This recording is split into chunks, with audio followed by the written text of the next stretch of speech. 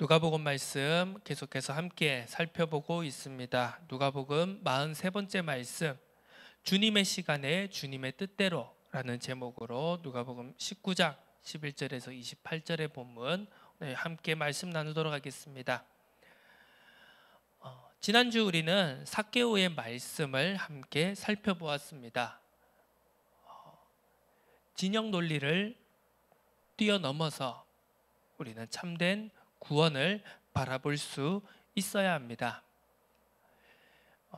진영 논리가 무서운 점이 무엇이냐 하면은 이 틀에 한번 매이고 빠지기 시작하면 많은 것을 보지 못하고 놓치기 때문입니다. 정작 지금 가장 필요하고 지금 갱신해야 되고 회복해야 되고 변화되어져야 되는 것이 무엇인지를 보지 못하고 놓칠 위험이 크기 때문입니다. 결국은 그것입니다. 개인이 변화되는 것이 선행되어야 하는 것이죠. 세리가 문제다, 로마가 문제다, 어떤 이런 사회의 시스템이 문제다, 사회의 어떤 부조리가 문제다, 그런 것을 따지기 이전에 세리의 한 사람이었던 삭개오가 자기의 틀을 깨고 뛰어넘어서 참된 회개, 결단과 행동이 수반된 참된 회개가 되어질 때 그것이 곧 어떻게 보면 사단이 만들어 놓은 죄와 저주의 굴레, 그것으로 그 바탕으로 이루어진 세상의 작은 균열을 일으킬 수 있다는 것입니다. 사람들은 말합니다. 폭력적으로, 혁명적으로 세상을 뒤집어 엎어야 한다고 말입니다. 하지만 하나님의 방법은, 하나님의 나라는 그런 것으로 되어지지 않는다는 것을 성경은 분명히 우리에게 말씀하고 있습니다. 폭력적인 전복이 아닌 개인의 회심을 통해 세상의 시스템, 바로 사탄의 나라는 무너진다는 것을 성경은 우리에게 분명히 말씀하고 있는 것입니다. 하나님의 통치는 세상의 방식으로 절대로 작동하지 않습니다. 오늘 본문 말씀을 함께 살펴보면은 오늘 11절에서 28절의 본문 말씀이 앞서서 우리가 살펴보았던 19장 1절에서 10절의 삭개오의 본문 말씀과 계속해서 연결되는 내용임을 알 수 있습니다. 11절에 이렇게 말씀합니다. 그들이 이 말씀을 듣고 있을 때, 말 그대로 그 앞서서 이제 삭개오의 집에 유하면서 나타난 그 사건, 그 하나님의 구원의 선포를 듣고 있는 그때를 말하는 것이겠죠. 계속해서 예수님은 비유를 더하여서 말씀하셨다고 오늘 11절은 기록되어져 있습니다. 그러면서 그들이 이 말씀을 듣고 있을 때에 비유를 하신 이유를 본문은 설명하고 있는데요. 이는 자기가 예루살렘에 가까이 오셨고 그들은 하나님의 나라가 당장에 나타날 줄로 생각함이더라 라고 기록되어 있습니다. 이것만 봐도 우리는 분명히 알 수 있습니다. 하나님의 나라는, 하나님 나라의 통치는 세상의 기대대로, 사람들의 기대대로 이루어지는 것이 아니라는 것을 알 수 있습니다.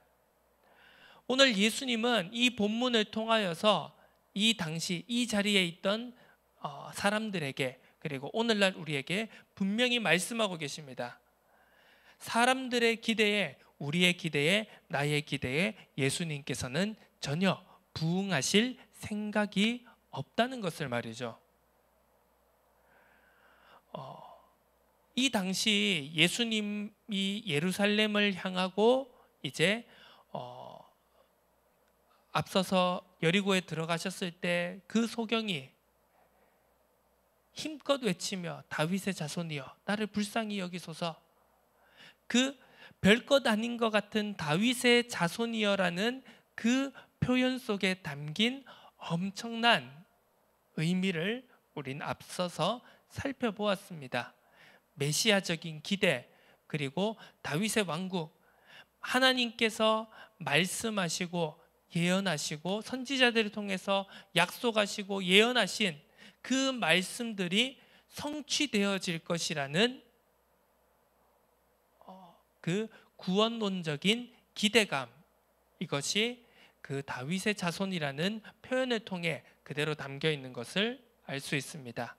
많은 사람들이 드디어 메시아가 이 땅에 나타났구나, 우리를, 유대인들을, 이 이스라엘 나라를 구원하실 구원자 메시아가 이 땅에 나타났구나라는 기대감이 점점 더 한 사람 한 사람 한 사람을 통하여서 그 기대감이 점점 고조되어져 가고 있습니다. 예수님께서 예루살렘으로 가시는 그 길에 점점 더 그 기대감이 증폭되고 있는 것이죠.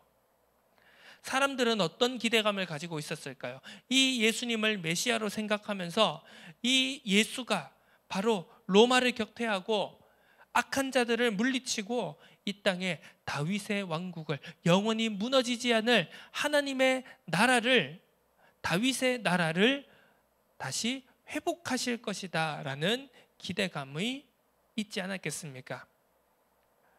모두 다 예수님을 그런 식으로 바라보고 있습니다. 심지어 제자들조차 그런 예수님의, 그런 메시아의 모습을 기대하고 바로 예수님의 옆에서 지금 예수님의 뜻과 생각과 가르침과는 전혀 다른 기대감을 가지고 예수님과 함께하고 있는 것을 우리는 알 수 있습니다. 세상의 리더라면, 그리고 세상의 영웅이라면 이런 사람들의 기대감, 처음에는 그 생각이 아니었다고 할지라도, 처음에는 그 마음이 아니었다고 할지라도 시간이 지나면 지날수록, 사람들과 함께하면 함께 할수록 점점 더 사람들의 기대감이 그 리더 자신에게 전이되는 것을 느낄 겁니다. 처음에는 내가 분명한 목표와 생각과 가치관, 신념을 가지고 나아갔다고 할지라도 사람의 연약함이라는 것은 점점 더 내 주위에 있는 사람들의 기대감, 내 주위에 있는 사람들, 나를 따르는 사람들의 요구에 부응하고 또 거기 그 기대를 충족시켜 주려고 하는 모습으로 바뀌어가기 마련입니다. 역사가 그걸 증명하고 있죠. 하지만 예수님께서는 아무리 주변에서 제자들이 그런 기대감을 가지고 있다고 하더라도, 예수님을 따르는 무리들이 아무리 헛된 틀린 메시아관을 가지고 예수님께서 그 헛된 기대를 충족시켜 주시기를 바라는 마음으로 그를 따르고 있다고 할지라도 예수님께서는 전혀 그 기대에 응답하고 싶은 생각이 없으셨다는 겁니다. 그래서 오늘 11절에 이 구절이 나타나게 되는 것입니다. 오늘 본문 말씀에 이 비유가 나타나게 되는 것입니다. 크게 두 가지로 오늘 생각을 해보도록 하겠습니다. 첫 번째로는 내가 기대하는 방식과 맞지 않을 때, 하나님의 말씀이, 복음이 우리가 기대하는 방식과 맞지 않을 때 사람들은 그 말씀을, 복음을 거부하게 된다라는 것을 오늘 본문을 통해서 살펴봐야겠습니다. 처음부터 바리새인과 서기관들, 종교 지도자들이 예수님을 배척한 건 아닐 것입니다. 그들도 어떻게 보면 무리들보다 더욱 더 메시아에 대한 갈망을 가지고 있었던 자들일 것입니다. 하지만 그들의 기대와 맞지 않을 때, 그들이 만들어 놓았던 율법적 기준, 전통적인 기준과 예수님의 모습이, 예수님께서 걸어가시는 메시아적인 모습이 그들이 생각해 놓고 그들이 그려왔던 메시아적 그림과 기대와 맞지 않을 때 그들은 예수님을 거부했던 것입니다. 무리들도 마찬가지였습니다. 처음에 기적을 일으키고 병고침을 행하고 오병이어의 기적을 행하고 여러 가지 이런 엄청난 기적들을 보면서 자신들의 기대를 충족시켜줄 지도자를 바랬겠지만 그 기대가 완벽하게 아니라는 것을 깨달은 시점에 오히려 무리들은 예수님을 십자가에 못 박으라고 외치게 됩니다. 우리가 성경 말씀을, 복음을 바라보는 올바른 관점은 무엇이냐? 어떻게 보면 하나님의 말씀이, 복음이 이 그리스도인의 제자의 기대라는 것이 거의 어떻게 보면 99.9%는 내가 기대하는 방식, 내가 기대하는 바가 아니라는 것을 먼저 전제할 필요가 있다는 사실입니다. 웬만하면 내가 생각하고 내가 원하고 내가 바라는 것이 성경적인 복음적인 방향이 아니라고 생각하는 것이 훨씬 더 맞는 소리라는 그런 사실을 우리가 생각해 볼 필요가 있습니다. 복음은 전략 전술 속에 있지 않습니다. 물론 세상은 전략을 말합니다. 전술을 말합니다. 방법론적인 것을 이야기합니다. 이렇게 해야지 된다라고 하는 어떤 매뉴얼, 성공 공식, 방정식이라는 게 존재하는 것이죠. 하지만 복음은 그러한 매뉴얼을, 그러한 전략 전술을, 성공 방정식을 이야기하는 것이 아니라는 것을 우리가 정확하게 붙잡아야 합니다. 오히려 복음은, 하나님의 말씀은 무엇을 말하고 있느냐? 눈물을 흘리며 씨를 뿌리는 현실 속에 있다는 것을 분명히 말씀하고 있습니다.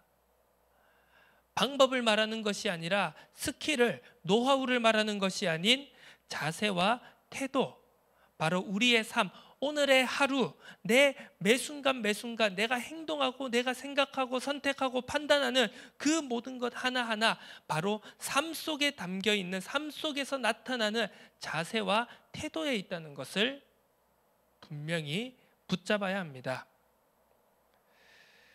내가 기대하는 방식과 맞지 않다고 복음을 거부하는, 하나님의 말씀을 거부하는, 낙심 속에, 좌절 속에 주저앉는 우리의 모습이 있다면 오늘 이 말씀을 듣는 우리 모두가 어떻게 보면 다시 한번 생각을 바꾸고 기준을 바꾸고 관점을 바꾸어서 우리가 낙심하고 좌절하였던 그 자리에서 다시 한번 일어나서 말씀을 올바르게 볼 수 있도록, 우리가 내가 원하고 내가 기대하는 바는 아니지만 과연 하나님이 내게 원하시는 것, 하나님이 우리에게 뜻하고 바라시는 것이 무엇인가를 다시 한번 살필 수 있는, 되돌아볼 수 있는 그 마음을 달라고, 은혜를 달라고 기도하는 은혜의 전환점이 되어질 수 있기를 주님의 이름으로 축원합니다. 두 번째로, 하나님의 나라의 방식을 오해할 때 우리는 신실함을 놓치기 쉽다는 것을 생각해 보아야 합니다. 신실함이란 바로 충성됨, 성실함, 그리고 변치 않음이라는 의미를 내포하고 있습니다. 제자들도, 무리들도 하나님의 나라의 방식을 오해합니다. 이것은 누가복음과 그리고 사도행전, 누가가 기록한 누가복음과 사도행전에서 전반적으로 계속해서 말씀하고 있는 주제입니다. 오늘 11절에 분명히 말씀하죠. 그들은 하나님의 나라가 당장에 나타날 줄로 생각함이러라. 다윗과 같은 왕권과 힘을 가지고 예수님께서 그러한 메시아로 오셔서 모든 이방인들을, 원수를 물리치고 이 땅에 다윗 왕국을 건설하실 것이다 라는 그 기대를 무리들도, 제자들도 갖고 있었다는 것입니다. 당장에 하나님의 뜻이 성취되고 당장에 종말이 나타나고 당장에 구원이 완성되어질 것이다 라는 그런 잘못된 기대감을 가지고 있었다는 것이죠. 그것은 사도행전 1장에도 잘 나타나 있습니다. 예수님께서 부활하시고 다시금 제자들에게 나타나시며 40일 동안 하나님의 나라를 말씀하시고 이제 하늘로 올리움 받기 직전의 그 상황 속에서도 여전히 제자들 중 일부는 이스라엘 나라가 회복됨이 이때이니까 라는 잘못된 기대를 가지고 있었다는 것을 우리가 살펴볼 수 있습니다. 예수님께서는 그것이 오해다라는 것을, 하나님의 나라는 그런 방식으로 나타나는 것이 아니라는 것을 본문을 통해서 사람들에게, 제자들에게, 그리고 오늘날 우리에게 분명히 말씀하고 있습니다. 지금 이 시대에 유대인들의 또 제자들의 계속되는 생각은 무엇입니까? 무엇인가를 물리쳐야 되는 겁니다. 로마 제국을 물리쳐야 되고, 로마 군인들을 물리쳐야 되고, 저 타락한 종교 지도자들을 물리쳐야 되고, 막 다 물리쳐야 되는 겁니다. 하지만 복음은, 하나님의 말씀은 상대를 물리치는 것에 초점을 두지 않고 내가 변화되고 내가 굳게 서는 것에 초점을 두는 것이 곧 하나님 나라의 방식임을 분명히 우리에게 전달하고 있습니다. 이 신실함을 놓치지 말아야 하는 것이죠. 오늘 이 비유의 말씀, 사복음서에 계속해서 반복적으로 비슷한 틀을 가지고 나타나는 이 주인과 종에 대한 이 청지기의 비유가 바로 그것을 나타내는 것입니다. 좀 내용이나 틀이나 모양들이 조금씩은 다 차이가 있기는 하지만 공통되는 주제는 바로 그것입니다. 신실함을 놓치지 말라는 겁니다. 자, 오늘 나오는 이 세 명의 종, 물론 우리가 본문을 자세히 살펴보면 10종에게 10문화를 한 문화씩 나누어 준 것을 볼 수 있습니다. 그런데 이제 대표적으로 세 종이 나오게 되죠. 첫 번째, 두 번째 종은 주인의 명령을 충실하게 행하였습니다.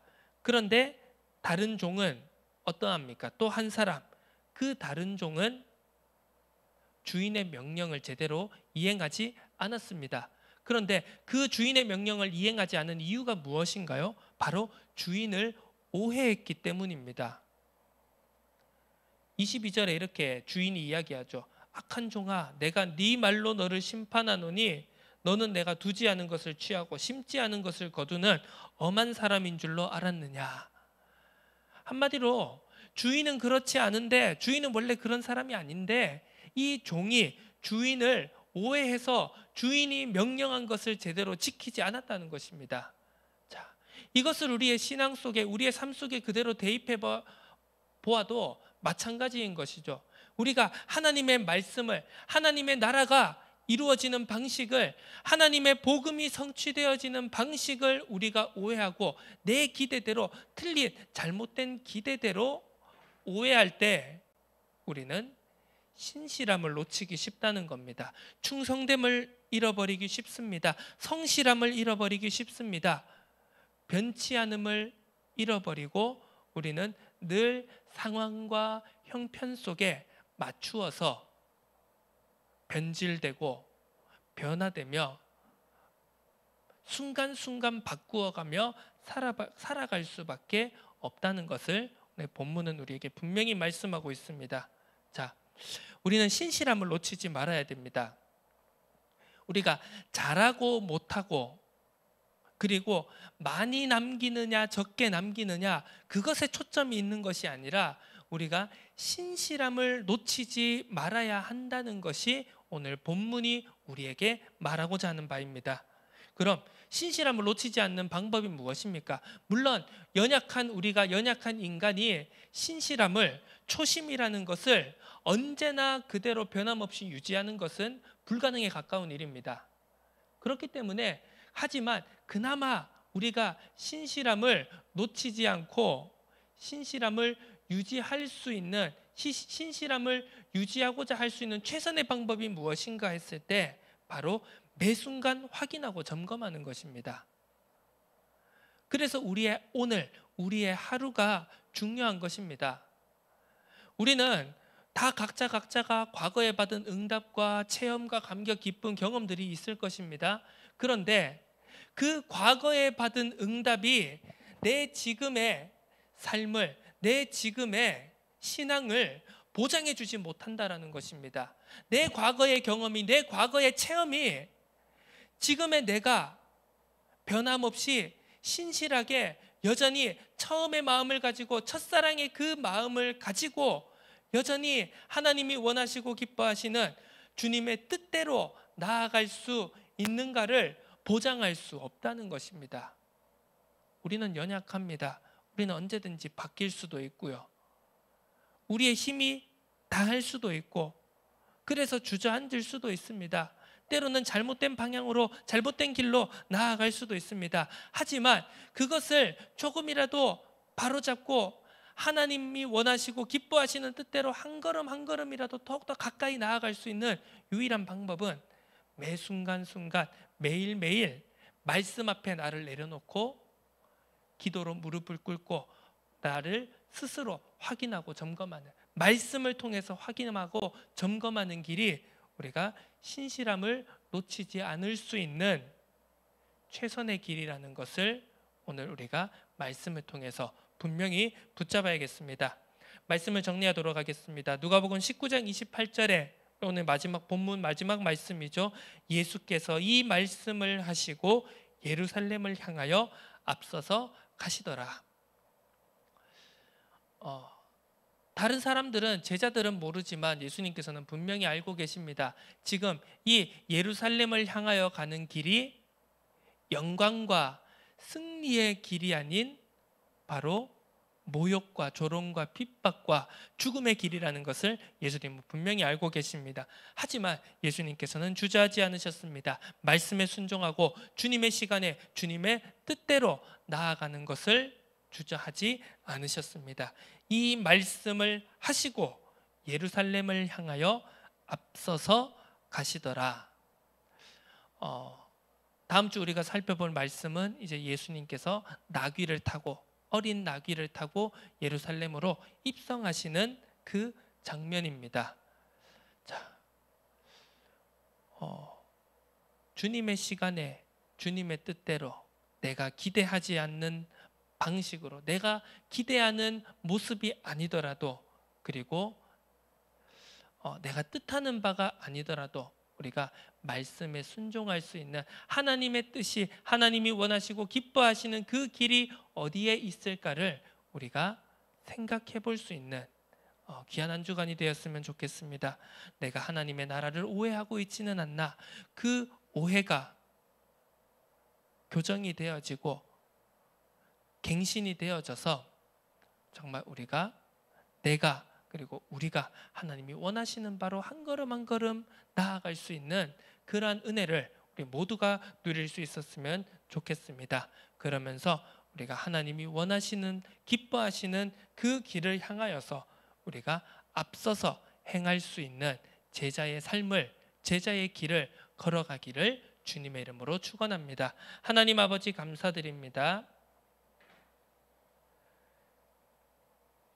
주님의 뜻이 내 생각과 우리의 기대와 맞지 않고 어긋나 있다고 할지라도 때로는 그것이 우리에게 있어서 낙심이 되고 걸림이 될 수도 있겠지만, 우리를 실족해 할 수 있겠지만, 그 실족을 뛰어넘어서 정말 하나님이 원하시고 기뻐하시는 그 뜻대로 우리들의 삶의 방향이, 우리들의 모든 것이 맞추어질 수 있도록 은혜 더하여 주옵소서.